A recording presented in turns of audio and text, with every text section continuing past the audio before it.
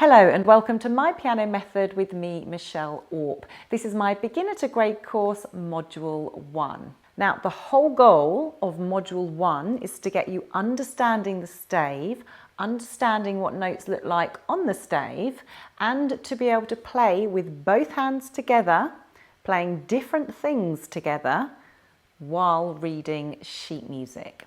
And we're going to achieve that in just 5 lessons. So today we're going to crack on with lesson 1. In this lesson we're going to recap what we did in the taster lesson, which was the 1-5-6-4 chord progression, and I'm going to give you some extra guidance on these chords. I'm going to teach you how to do something called a sus chord, which is just going to blow your mind. It's an amazing thing to do. It's what every pop pianist out there does when they're playing chords, and you're going to love learning it. So it just gives you something a bit extra to crack on with that 1-5-6-4 progression. So to start, let's take a look at the recap from what we did in the taster lesson. Well, we learned there were 7 notes on the piano, and these were named after the first 7 letters in the alphabet: A, B, C, D, E, F and G, and that these notes were just repeated up the piano. The higher the note, the higher the pitch. We also learned the most important note on the piano, and that was middle C, and that you usually play any notes above middle C with your right hand and any notes below middle C with your left hand.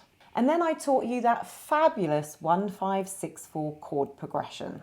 1, 5, 6, 4.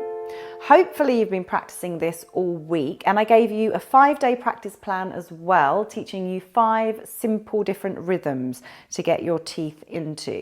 I am going to give you a little bit extra today, and it will blow your mind because this is just an amazing little trick to learn. In fact, we can call it a professional chord hack, and this is what all the professional pianists use. Elton John does this all the time, they all do it, and it's called a sus chord. And it's really simple. All you do is it's the exact same 3 notes to start with, but what we're going to do is we're going to swap out the middle note with the one below it. So instead of hitting that middle note, we're going to hit the one below it like this, which sounds fantastic.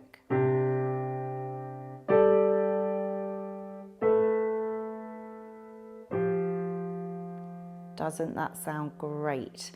But it sounds like it's not finished. It sounds like the chords are incomplete, and that's why it's called a sus chord. It's suspense, because we want the chord to resolve. Our ears are telling us that that chord isn't quite finished. We need to resolve it, and all we do is resolve it to the usual chord. So it would sound like this. Oh, doesn't that sound lovely? And you don't need a pedal, you can just switch the second note for the third note. That's all you need to do, really simple switch. And we do that for each of these chords. So if we go up to our G, our 5 chord, same thing, we switch out the middle note to the one below it. And then resolve to our usual chord, the A and the F. Doesn't that sound fab? And you don't have to do this on every single chord, but lots of people do because it sounds so great.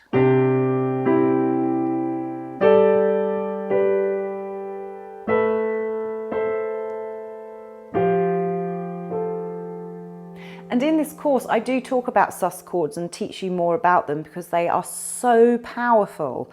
And if you've got that straight away and you really want to push yourselves, you can try doing the sus the other way, because this is actually called a sus 2. But you can do something called a sus 4, which is when instead of swapping it with the note below it, we swap it with the note above it. And it's exactly the same concept.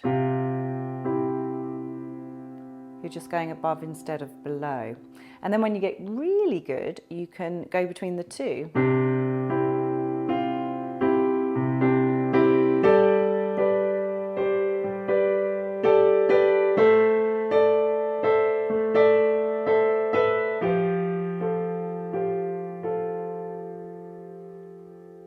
But for now, just stick to the sus 2 here while you're practicing.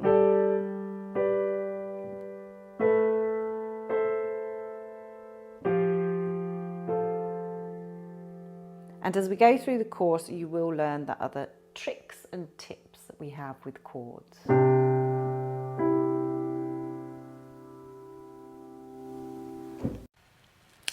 Okay, so there you have it, sus chords. Don't they sound amazing? And you don't have to overuse these. You don't have to use these in every single chord.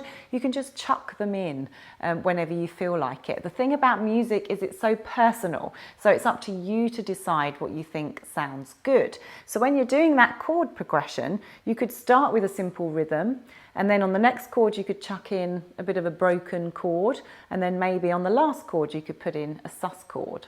Or some people, quite a lot of pop piano players, just love to stick sus chords in on every single chord. It's totally up to you.